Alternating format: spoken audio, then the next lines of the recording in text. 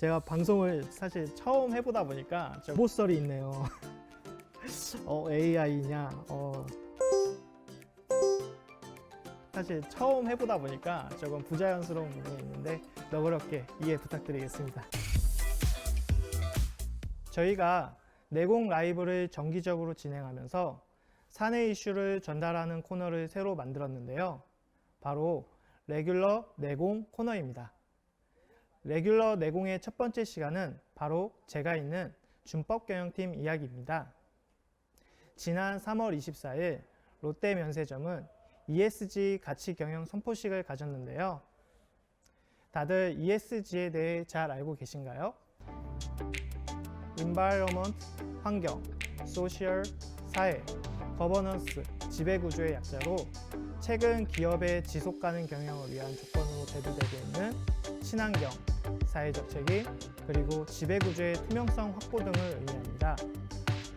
우리 롯데면세점은 2022년까지 쇼핑백과 에어캡을 100% 친환경 소재로 교체하고 우리와 관계를 맺고 있는 다양한 이해관계자들, 지역사회, 협력업체, 고객 등을 대상으로 사회적 책임을 다할 것을 선언하였습니다. 우리 롯데면세점은 2014년 CP를 도입한 이래로 면세업계 준법경영 정착을 선도하였고 롯데면세점 임직원분들의 노력으로 투명경영, 준법경영의 틀을 갖추었다고 해도 과언이 아닌데요. 여러분, 혹시 CP라고 많이 들어보셨을 텐데 CP가 뭔지 아시는 분? 네, 공기좋다님, 컴플라이언스 프로그램 맞습니다. 잘 알고 계시네요.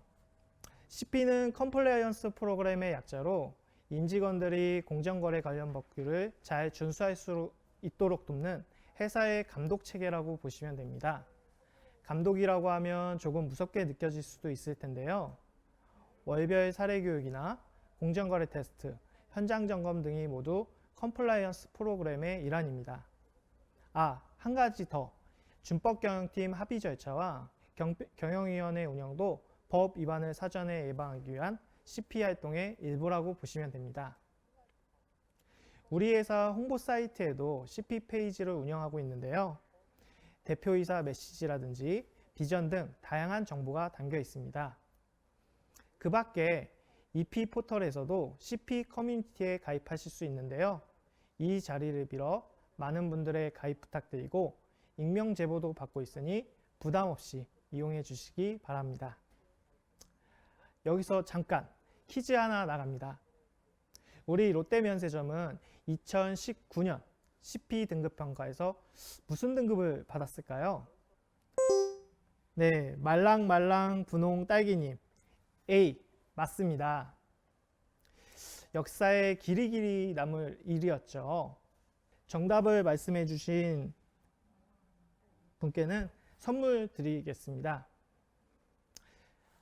추가로 더 말씀을 드리자면 우리 롯데면세점은 공정거래위원회로부터 CP 운영 우수기업으로 선정되어 사례 발표회를 가지기도 했는데요. 잘생긴 우리 준한 상무님 발표 모습 다 같이 함께 보시죠. 네, 공정거래위원장님과도 사진을 한컷 찍었는데요. 그렇다면 CP 등급이 왜 중요할까요? A 등급 이상, 즉 A, AA, AAA 이런 등급을 받으면 공정위에서 직권조사를 면제해 줍니다. 쉽게 말해 어떤 사유로든 공정거래위원회에 적발될 경우 눈을 감아준다는 거죠. 이게 그렇게 대단한 거냐? 그럼요. 적발돼서 조사받으면 최대 매출액의 10%까지인 과징금을 물 수도 있고 특히 올해 말부터는 20%로 바뀐다고 하니까 그 혜택이 정말 어마어마합니다. 그리고 특허 입찰에 있어서도 법규 준수도 평가 항목이 있는데요. CP 등급이 있고 없고가 결과에 큰 영향을 끼친다는 뜻이죠.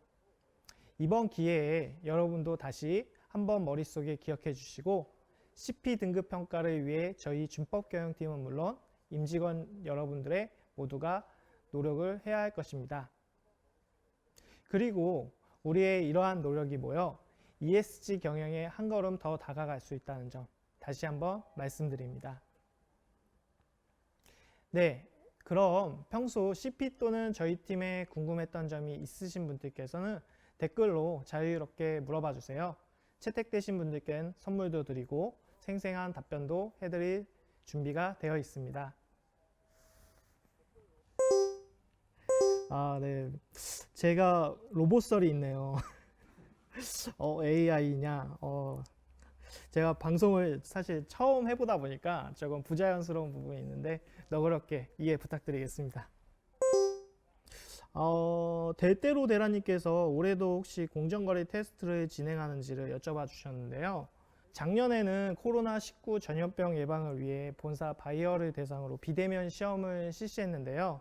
올해에는 동일한 방식으로 진행될 것 같습니다. 다만 이제 테스트 대상자에 대해서는 좀 더 검토를 해서 확정되는 대로 공지해 드리도록 하겠습니다. 블라인드에서 뭐 특정인이 유추되게끔 글을 작성한 적이 있는데 이럴 경우 뭐 명예훼손으로 고소가 되나요? 이런 질문을 주신 분도 계시는데요. 네, 요즘 블라인드 많이 사용하고 계시죠? 일반적으로 타인에 대한 글을 블라인드에 썼을 때 명예훼손죄나 모욕죄가 문제가 될 수 있는데요. 누구라고 명시하지는 않았지만 내용으로 보았을 때 누구를 대상으로 했는지 알 수 있다면 명예훼손과 모욕죄가 성립될 수 있고요. 특히 정보통신망을 이용해서 타인을 비방할 목적으로 명예훼손죄를 범한 경우에는 가중처벌될 수 있다는 점 참고하시면 될 것 같습니다. 준법 경영팀에서 하지 말라고 교육받은 내용을 해야 하는 경우가 있는데 이럴 때 어떻게 해야 하나요? 답답합니다. 이런 리플이 있는데요.